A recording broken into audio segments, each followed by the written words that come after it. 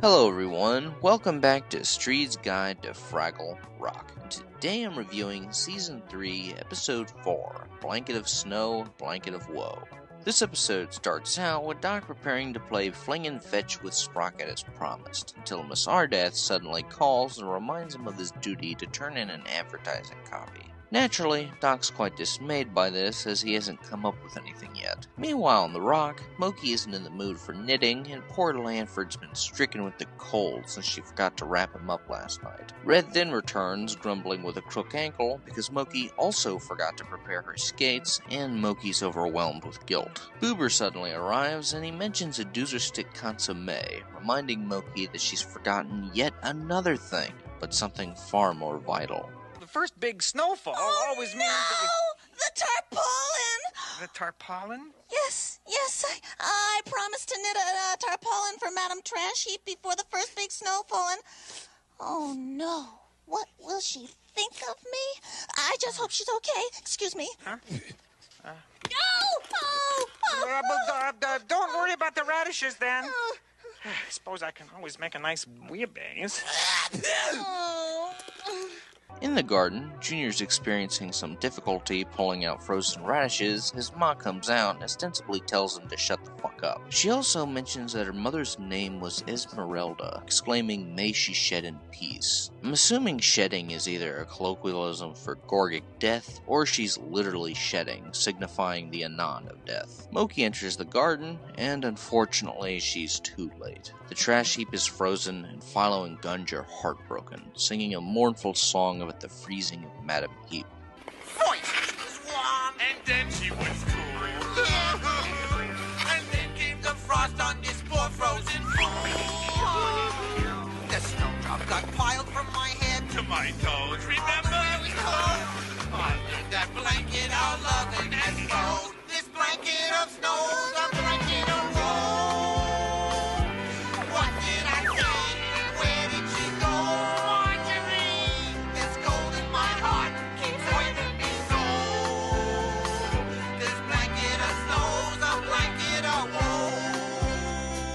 Philo and Gunge blame themselves until Moki tells them that she promised to knit her a new tarpaulin. Naturally, they're furious with her, and she promises that she'll find a way to unfreeze Madame Heap, this time keeping her word. She returns to the rock, feeling guilty, and Gobo's being a dick, mocking Red because her team lost. As much as I want to get mad at this scene, it's actually kind of funny. Moki arrives, telling the others of the bad news, and Gobo does what he always does. He gets high. Just kidding, he reads a postcard from his Uncle Traveling Matt. Matt's lonesome in outer space, so in a group of silly creatures, he does the reasonable thing and tries to befriend a statue, remarking that the Fraggles sure know how to love and take care of one another. This brings everyone to tears until Boober busts in, telling everyone that his doozer stick consomme is finished, giving Moki the brilliant idea to use the soup to unthaw Madame Heap, while poor Red stays behind on account of her bum ankle. The Fraggles arrive and pour the soup on Madame Heap. More soup. The trash heap has spoken! You heard the lady.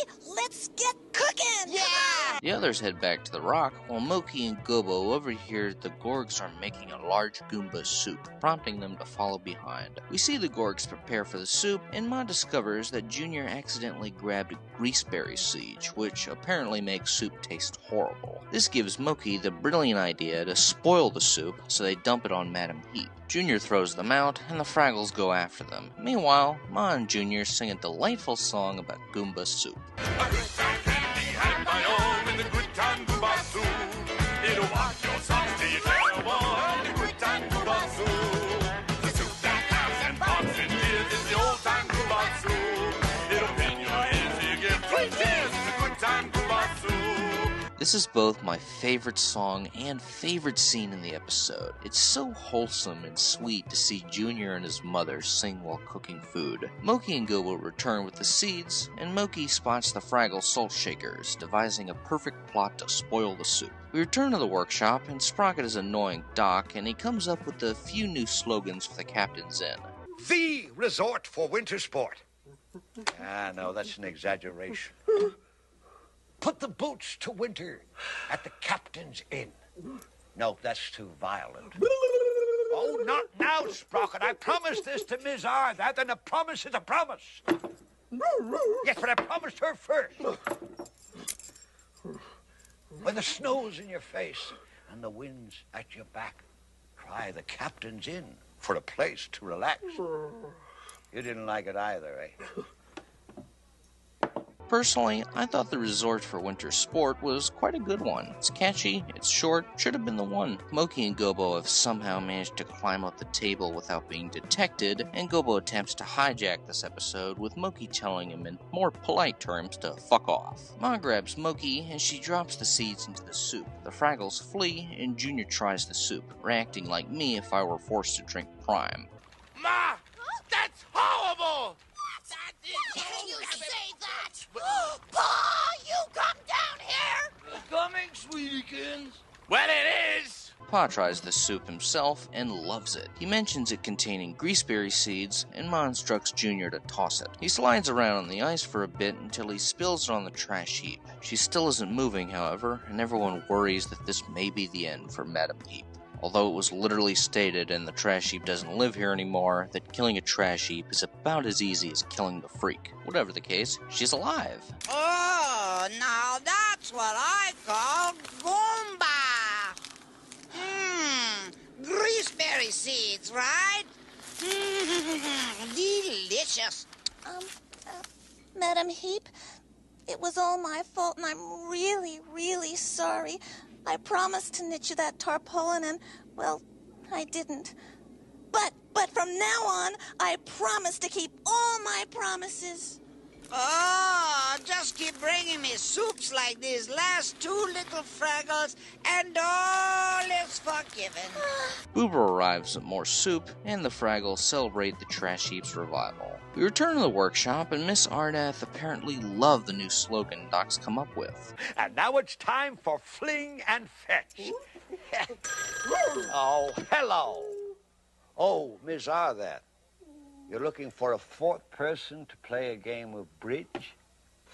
Now? Well, I'm sorry, but I did promise Sprocket that I'd spend this time with him. You understand? Well, promises are promises. Some other time, then. Bye. Here we go.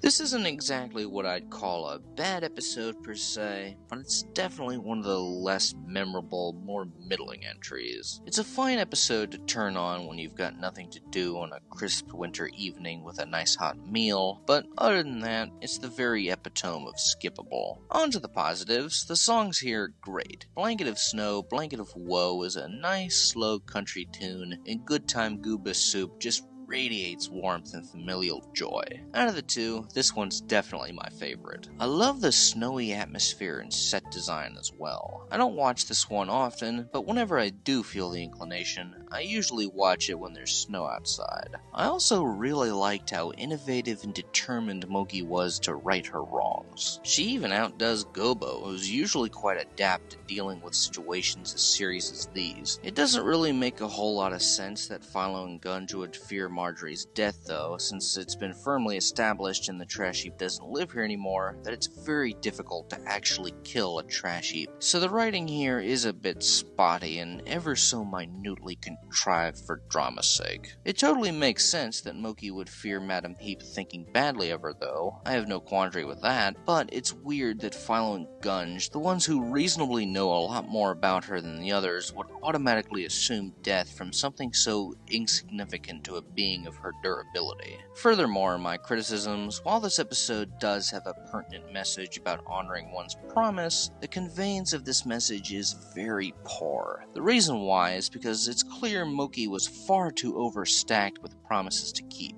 I could see the potential for a brilliant twist where after the trash heap is revived, she lightly scolds the others for laying too many obligations onto Moki, causing her to forget something as imperative as knitting her tarpaulin. but unfortunately, it's portrayed as if Moki was solely in the wrong for not honoring way too many promises in such a short time. This could have worked much better if Moki were more focused on a selfish endeavor, and this is what caused her to forget knitting a tarpaulin. To be clear, I'm not trying to excuse Moki for not following through with her promises at all. I'm merely pointing out that it's a little fucked up to overload someone with too many tasks and then castigate them when they naturally forget what to do.